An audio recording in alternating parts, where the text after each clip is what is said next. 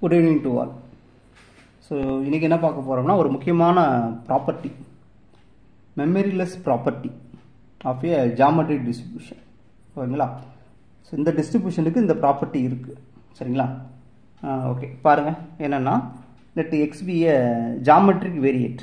X follows a geometric distribution. Right. For any s t என்னது ஒரு natural number, positive இன்டிஜரா இருக்கு. எந்த ஒரு பாசிட்டிவ் இன்டிஜர் இப்படி இருந்தாலும் ப்ராபபிலிட்டி கண்டுபிடி. இது ஒரு conditional probability of x greater than s plus t is given by x greater than s.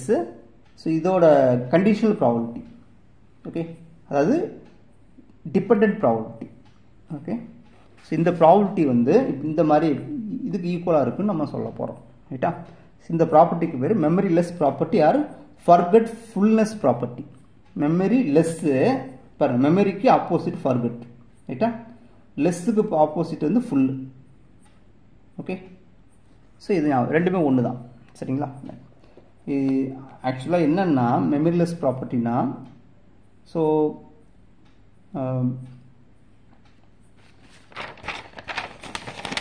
ஆக்சுவலாக இது மீனிங் என்னன்னா,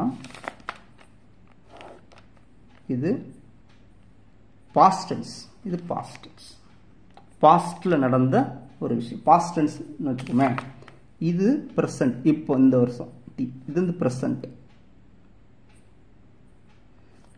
இதுக்கப்புறம் நடக்கிறதுலாம் ஃபியூச்சர். ரைட்டா? இதுக்கப்புறம் என்ன வந்தாலும் ஃபியூச்சர் தான். இதுக்கப்புறம் என்ன நடந்தாலும் இந்த பாயிண்ட் தாண்டியாச்சுன்னா ஃபியூச்சர் தான். ரைட்டுங்களா? ஸோ இதான் கான்செப்ட். இப்போ எஸ் டி இருக்கா, இப்போ ரெண்டுமே பாசிட்டிவ் நம்பர். இப்போ எஸ் பிளஸ் டி ஆட் பண்ண வரைக்கும் எஸ் பிளஸ் டின்னு இங்கே இருக்கும். இதை தாண்டி இங்கே இந்த பக்கம் வரும் பாசிட்டிவ் இன்டிஜர். ஓகேங்களா? ரைட்.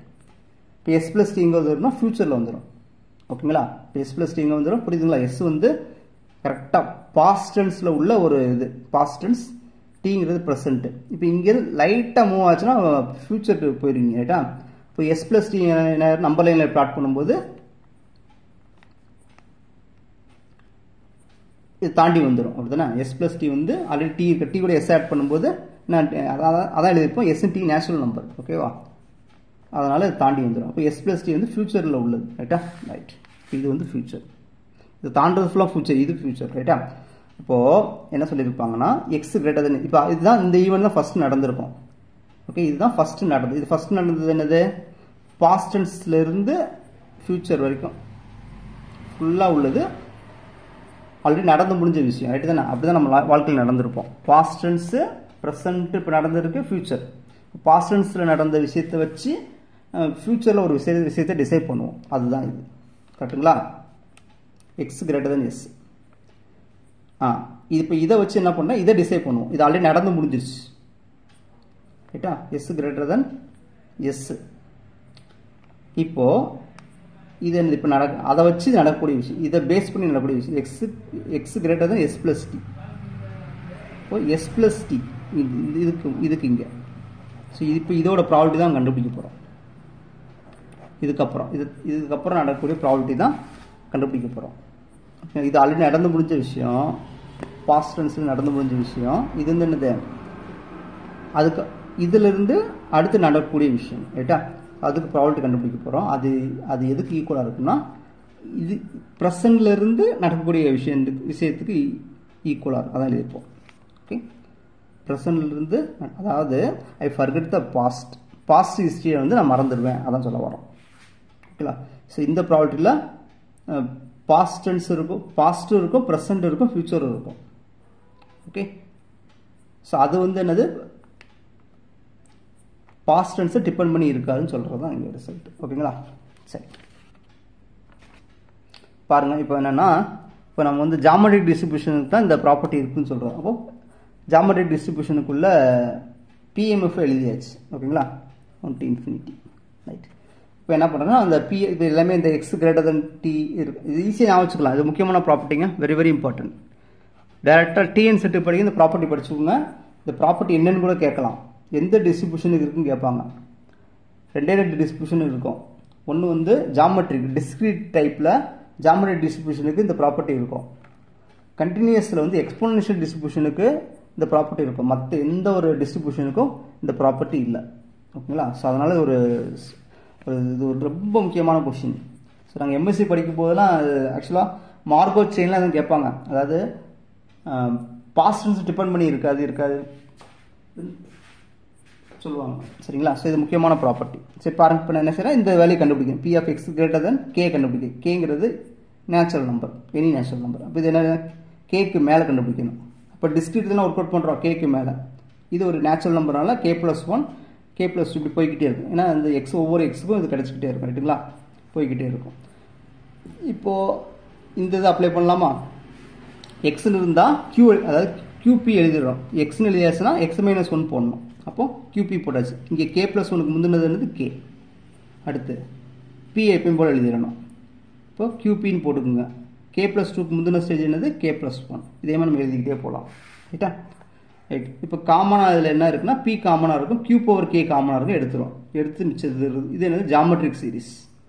இது வந்து கியூங்கிறது ப்ராபபிலிட்டி தானே. கியூ வந்து லெஸ் தென் 1. கியூ வந்து லெஸ் தென் 1, 0 to 1. ஓகேங்களா? கியூ வந்து லெஸ் தென் 1. ஸோ அதனால் என்ன பண்ணிடலாம்னா எழுதிக்கலாம். ஓகேங்களா? ப்ராபபிலிட்டி 0, அதாவது நம்ம 0 ஆர் 1 ஆர் இன்பிட்வீனுக்கு இது ஒர்க் அவுட் ஆகும் தானே. அப்புறம் நம்ம எழுதிக்கலாம். இது என்ன ஜாமெட்ரிக் சீரிஸ் எழுதிடலாமா? எழுதியாச்சு. ஸோ இப்போது இதை இங்கே ரெசிப்ரோக்கல் பண்ணிடலாம். இது என்னது பின்னு எழுதிடலாம். அப்போ வந்து பிபி கேன்சல் கியூ பவர் கேன்னு வந்துச்சு. ரைட்டா? இதை நம்ம பின்னாடி யூஸ் பண்ணுவோம். ரைட்டா? ரைட். இப்போ தான் நம்ம சம்முக்குள்ளே போகிறோம். பாருங்கள் என்னென்னா இப்போ நம்ம இதை ப்ரூவ் பண்ணணுமா? இதை எடுத்துக்கிறோம். எல்ஹெச்எஸ் எடுத்துக்கிறோம். எடுத்தாச்சு. இதில் என்ன எஸ்ஸும் டீயும் இது for s t belongs to natural number. ரைட்டா? எடுத்தாச்சு. இப்போது நம்ம இதில் கண்டிஷனல் ப்ராபபிலிட்டி தானே. பாருங்கள், இது என்னது ப்ராபபிலிட்டி ஆஃப் ஏ பை பினா P of A intersection B by P of பின்னு எழுதுவோம். அதே மாதிரி இருப்போம்.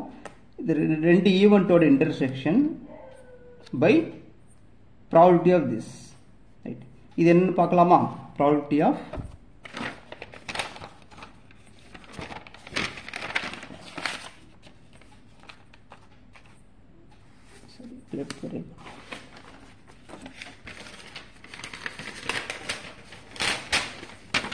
சரி பாருங்க, இது என்னன்னு பாருங்க.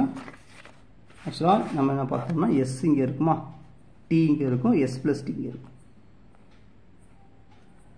ரைட்டா? இப்போ நம்ம என்னன்னா S plus T, S plus டியை விட அதிகமாக, அப்போ எஸ் பிளஸ் டி அதிகமானால் இதுக்கு இங்கே போகக்கூடிய ரீஜியன். ரைட்டா? இந்த அடுத்து s greater than s, x greater than s, இந்த ரீஜியன். இப்போ ரெண்டுக்கு காமனாக இருக்கக்கூடிய என்னது இந்த போர்ஷன் தான் காமனாக இருக்குது, அதுதான் எழுதியிருப்போம். ரைட்டா? ரெண்டுக்கு காமன் போர்ஷன் வந்து x greater than s plus t எழுதியாச்சு. ரைட். இப்போ இதுக்கு என்ன பண்ணிடலாம், ஃபார்முலா எழுதிடலாமா? இந்த ஃபார்முலா போட்டுடலாம். ஓகே, இந்த ஃபார்முலா என்னது கே வந்து நேச்சுரல் நம்பர், அதுக்கு இப்படி எழுதிக்கிறோம். இப்போ எஸ் ஒரு natural number, t natural number, இப்போ இது ஒரு நேச்சுரல் நம்பர் ஆயிரும், இது ஒரு நேச்சுரல் நம்பர். இப்போ இதுக்கு டேரெக்டாக ரிசல்ட் எழுதிடலாமா? இந்த ரிசல்ட் யூஸ் பண்ணி q power s plus t, q power s, so s cancel ஆயிரும், கியூ பவர் டி. இதுதான் என்னதுன்னா probability x greater than t. ஓகேங்களா? ஸோ இப்போ எல்ஹெச்எஸ் வந்து இப்படி எடுத்துருக்கிறோம். இதில் வந்து அப்படியே எடுத்து என்ன செஞ்சுருக்கோம், ஆர்ஹெச்எஸ் வந்து இதுன்னு வந்திருக்கு. இது என்ன, இதுக்கு பதில் எழுதிக்கலாம். அப்போது மெமரிலெஸ் ப்ராப்பர்ட்டி நம்ம ப்ரூவ் பண்ணிட்டோம். ஓகேங்களா? ரைட். ஸோ இப்போ இதில் வந்து முக்கியமான நோட் என்னென்னா ரெண்டு டிஸ்ட்ரிபியூஷனுக்கு மட்டும் தான் மெமரிலெஸ் ப்ராப்பர்ட்டி இருந்திருக்கு. ஓகேங்களா? ஸோ ரெண்டு டிஸ்ட்ரிபியூஷனுக்கு தான் இந்த ப்ராப்பர்ட்டி இருந்திருக்கு. ஒன்று என்னென்னா ஜாமெட்ரிக் டிஸ்ட்ரிபியூஷன், டிஸ்கிரீட் டைப்பில் ஜாமெட்ரிக் டிஸ்ட்ரிபியூஷன். இது ஒரு முக்கியமான எம்சிக்யூ கொஸ்டினாக கேட்கலாம். ரைட்டா? அடுத்து கண்டினியூஸ் டைப்பில் எக்ஸ்போனன்ஷியல் டிஸ்ட்ரிபியூஷன் நெக்ஸ்ட் படிப்போம். அது இது ரெண்டு டிஸ்ட்ரிபியூஷனுக்கு மட்டும் தான் இந்த ப்ராப்பர்ட்டி இருக்குது. ஆக்சுவலி இந்த ப்ராப்பர்ட்டி என்னென்னா சொல்லியிருப்போம், all other distributions don't have this property. பைனாமியலுக்கோ பாய்சானுக்கோ நார்மலுக்கோ எதுக்குமே இருக்காது. ஸோ இந்த ரெண்டு டிஸ்ட்ரிபியூஷனுக்கு மட்டும் தான் இருக்கும் முக்கியமான கொஸ்டின்ஸ். எல்லா யூனிவர்சிட்டி கொஸ்டின்லையும் ஸ்டாட்டிக்ஸ் எக்ஸாமில் இது கண்டிப்பாக கேட்டுருவாங்க. ரைட். அடுத்து பாருங்களேன். ஸோ அதாவது சொல்லி ஆல்ரெடி ஸ்டார்டிங் சொன்னது probability of distribution is independent of history. ஹிஸ்ட்ரிக்கு இண்டிபெண்ட்டாக இருக்கும். ஓகேவா? ஸோ அதான் பார்த்தோம், அதான் memoryless property. Probability of some future event occurring so ஃப்யூச்சரில் ஒரு ஈவெண்ட் நடக்கக்கூடிய ஃப்யூச்சரில் ஒரு ஈவெண்ட் வந்து நடக்கும். ஸோ அதுக்கான ப்ராபபிலிட்டி வந்து is not affected by the occurring by the past ஈவெண்ட்ஸை டிபெண்ட் பண்ணி இருக்காது. ஓகேங்களா? ஸோ இதுதான் மெமரிலெஸ் ப்ராப்பர்ட்டி. ஓகேங்களா? இப்போது இப்படி சிம்பிளாக வச்சுக்கோங்க. இப்போ 2017 எக்ஸாம் ஒருத்தவங்க எழுதியிருப்பாங்க. ரைட்டா? 2017 எக்ஸாம் எழுதியிருப்பாங்க டிஎன் செட்டு. சும்மா சிம்பிளாக சொல்கிறேன் புரிஞ்சுக்கிறதுக்காக. இப்போ ப்ரெசண்ட்டாக 2024 நடக்குது. இப்போ 2024 ஜூன் 3 எக்ஸாம் எழுதுவோம். இது ஃப்யூச்சரில் நடக்குது. இப்போ சிலவங்க என்ன பண்ணுவாங்கன்னா இதை மறந்துடுவாங்க. ஸோ இதோட ரிசல்ட்டை மறந்துட்டு வி ஃபோக்கஸ் த எக்ஸாம். ஓகேவா? சிலவங்க என்ன பண்ணுவாங்கன்னா ரெண்டையுமே பண்ணுவாங்க. ஸோ இந்த டிஸ்ட்ரிபியூஷனுக்கு இந்த ப்ராப்பர்ட்டி இருக்குது. ஓகேங்களா? ஓகே, தேங்க்ஸ் ஃபார் வாட்சிங்.